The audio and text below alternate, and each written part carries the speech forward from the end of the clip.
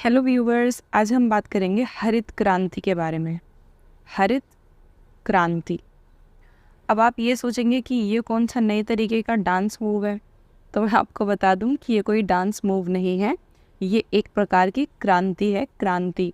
तो क्रांति का क्या मतलब होता है? क्रांति का मतलब होता है पूरे सिस्टम को चेंज कर देना और उसकी जगह पे एक नया सिस्टम लेके आ जाना। अरे ये वो वाला सिस्टम नहीं है जो आप समझ रहे हैं। सिस्टम यानी कि जो पूरा का पूरा एक पद्धति होती है ना, किसी काम को करने का जो तरीका होता है, उस तरीके को चेंज करके एक नया तरीका लेके आ जाना। चेंज इतने हल्ला बोल तरीके से करना कि एकदम पूरी काया पलट कर देना, उसे कहते हैं क्रांति। क्रांति किसी भी क्षेत्र में हो सकती है, जैसे कि शासन में क्रांति हो सकती है, प्रशासन में क्रांति हो सकती है, स्कूल के एजुकेशन में क्रांति हो सकती है, किसी भी फील्ड में किसी भी जगह में क्रांति हो सकती है। यानी कि पुरानी जो प्रथा है, पुरानी जो चीज़ें हैं, पुराने जो तरीके हैं, उनको चेंज करके नया करना। और हरित, हरित का क्या मतलब होता है? हरित का मतलब होता है हरा भरा। तो यहाँ पे जो हरित क्रांति है वो हरा भरा, यानी कि ये रिलेटेड है कृषि से। अब कृषि में कैसे क्रांति आई? तो हाँ, कृषि में भी तो पहले पुराने चीज़ों का इस्तेमाल होता था ना। तो ये बात है, पहले सबसे पहले हमारा देश आज़ाद हुआ। जब हमारा देश आज़ाद हुआ तो यहाँ पे एक सुई भी नहीं बनती थी। अंग्रेज़ पूरा इसको खोखला करके गए थे, पूरा लूट के गए थे। तो यहाँ पे कृषि करने की जो पद्धति थी, जो तरीके थे, वो पुराने तरीके के थे। ठीक है, जो तरीके थे वो पुराने थे। अब उन पुराने तरीक़ों के साथ जब हमारे यहाँ के किसान काम करने लगे तो क्या हुआ? ज़्यादा उत्पादन नहीं हुआ। और जब ज़्यादा उत्पादन नहीं हुआ तो फिर उस चीज़ में क्रांति लाने की ज़रूरत हुई, जिसे हम कहते हैं हरित क्रांति। अब हम इसे शुरू से शुरू करते हैं। ये बात है 1960 की, 1960 से लेके 1970 के बीच की। तो इस टाइम क्या हो रहा था? हमारे जो किसान भाई हैं, जो कृषि करते हैं, उनकी कृषि उतनी तेज़ नहीं हो रही थी, और जबकि हमारी जो जनसंख्या है वो बड़ी तेज़ी से बढ़ रही थी। नतीजा क्या हो रहा था कि लोग गरीब हो रहे थे और उनको खाना नहीं मिल रहा था। ऐसा क्यों हो रहा था? क्योंकि इनकी कृषि करने के जो तरीके हैं वो बहुत पुराने थे। इनके पास ना अच्छे खाद थे, ना अच्छी बीजें थी, और ना ही अच्छी तकनीक्स थी। तो इस वजह से ऐसा हो रहा था। अब जब स्थिति ये वाली थी और देश में बहुत ज़्यादा गरीबी हो रही थी, तो हमारे देश के साइंटिस्ट ने सोचा कि क्यों ना देश में क्रांति की जाए। किसकी क्रांति? हरित क्रांति। तो उन्होंने एक आइडिया लगाया अपना, उन्होंने एक एक्सपेरिमेंट किया और उन्हें एक आइडिया आया, क्यों ना हम ऐसे बीजों का आविष्कार करें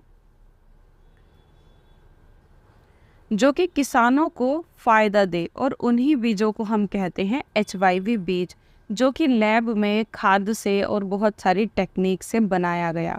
ये बीज किस प्रकार का होता है? जो HYV बीज होता है, यानी कि इस बीज को अगर उगा देते हैं तो मानो कि ये फसल लहलहाती है और बहुत तेज़ी से और बहुत ही कम समय में बढ़ती है।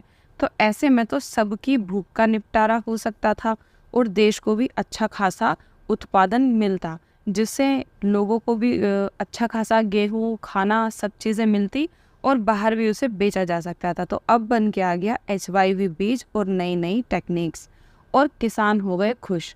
अब किसानों की फसलें लहलहाने लग गई, गोदाम भर गए और किसान खुश हो गए और बाकी लोग भी खुश हो गए। लेकिन इसमें हुआ क्या क्या? इसमें एक तो HYV बीज का इस्तेमाल किया गया, दूसरा सिंचाई। जैसे कि पहले सिंचाई की पुरानी टेक्निक्स यूज़ की जाती थी। कौन सी?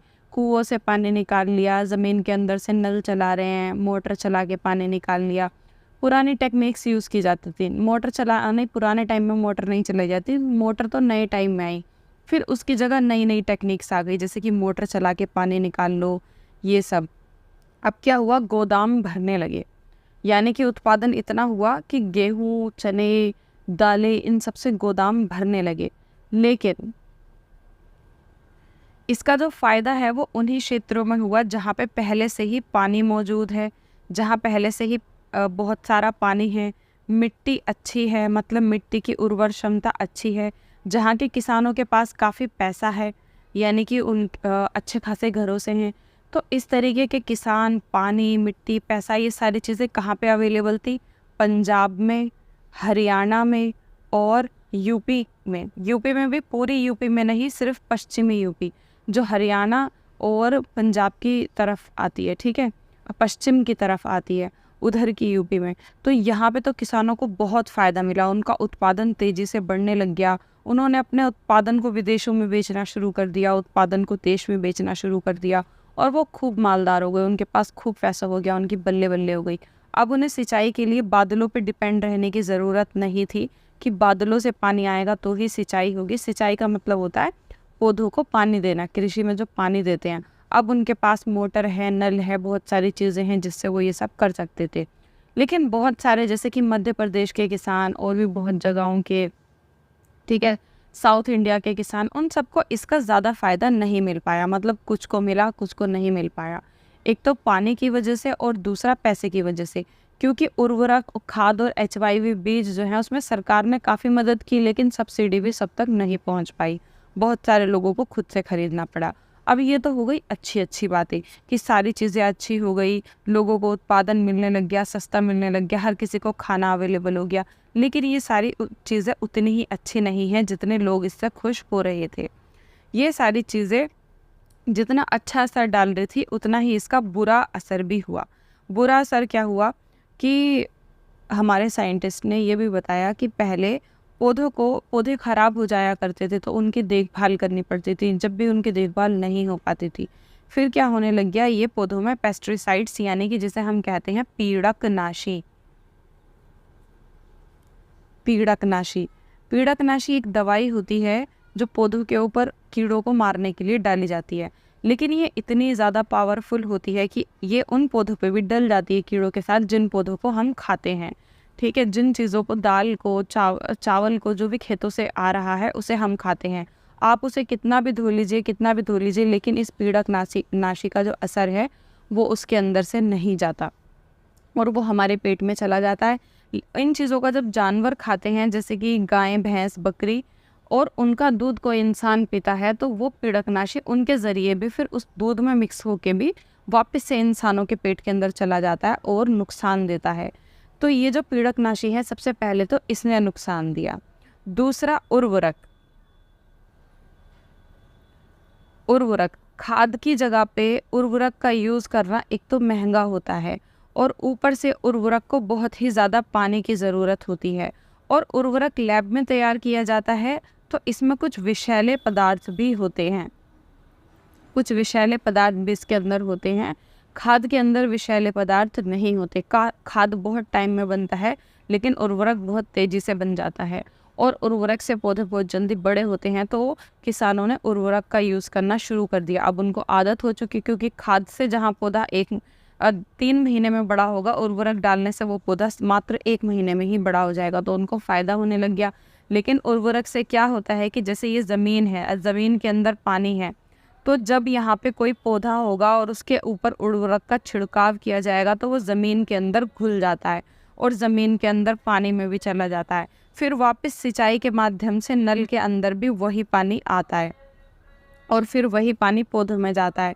तो यानी कि उस उर्वरक का जो असर है वापस से पौधे में, पानी में, पानी से पौधे में, पौधे से पानी में और मिट्टी में भी, ये चक्र चलता रहता है, जिससे हमारी मिट्टी भी दूषित हो गई, हमारा पानी भी दूषित हो गया और हमारा पौधा भी दूषित हो गया, पीड़कनाशी से भी और उर्वरक से भी। इसके विषैले तत्व इसमें जाके मिल जाते हैं और वापस से वो हमारे पेट में जाके नुकसान करते हैं। और जब इससे पौधा इतनी जल्दी बड़ा हो जाता है, ठीक है, तो इसमें बहुत सारे पदार्थ पौधे में भी आ जाते हैं। एक्चुअल में पौधे की जो ताकत है, मतलब जो भी हम चीज़ें खाते हैं, जैसे कि दाल का पौधा है, चावल का पौधा है, ठीक है, मैं हर चीज़ को यहाँ पे पौधा ही बोल रही हूँ, बहुत सारी चीज़ों के पेड़ भी होते हैं, इतनी जानकारी नहीं है, ठीक है। वैसे तो दाल, चावल और इन सब के तो छोटे छोटे पौधे ही होते हैं। जितनी भी हरी सब्जियाँ होती हैं उन सब पर जितनी ताकत होती है, उर्वरक डालने के बाद, HYV बीज डालने के बाद, ये सब डालने के बाद उसमें उतनी ताकत नहीं रहती जितनी कि पीड़कनाशी डालने के बाद उनकी ताकत ख़त्म हो जाती है। तो जब हम उन्हें खाते हैं तो उनके जो अच्छे तत्व होते हैं, अच्छे पोषक तत्व होते हैं, वो भी मर जाते हैं, तो जिसकी वजह से फ़ायदा नहीं होता। और सब्जियां जल्दी गलती हैं, ठीक है, ज़्यादा टाइम तक रखी नहीं रहती। तो ये जो हरित क्रांति हुई थी उसका जो असर है वो हमें आज के टाइम में नज़र आ रहा है। उस टाइम तो हरित क्रांति ने बहुत बवाल मचाया, बहुत अच्छा हुआ, सब कुछ बहुत अच्छा हुआ, क्योंकि उस टाइम लोग भूख से मर रहे थे, सबको खाना अवेलेबल हो गया।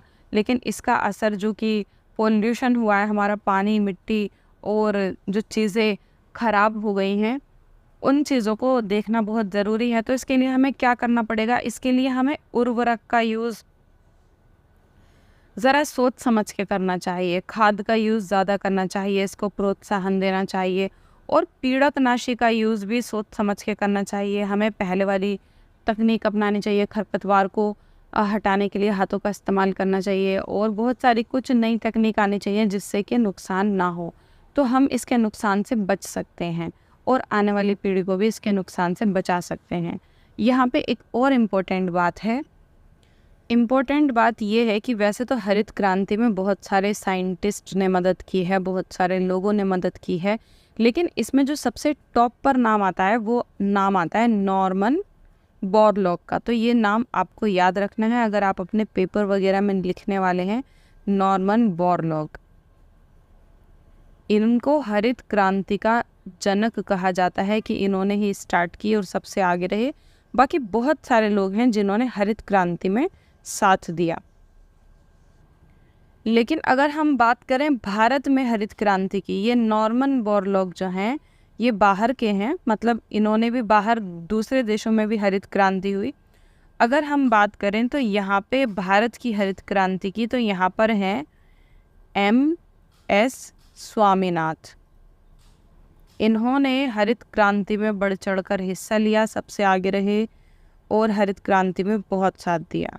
आई होप आपको ये टॉपिक समझ में आ गया होगा। किसी और टॉपिक पर आप वीडियो चाहते हैं तो प्लीज़ मुझे कमेंट बॉक्स में बताएं। मिलते हैं नेक्स्ट वीडियो में। Bye bye.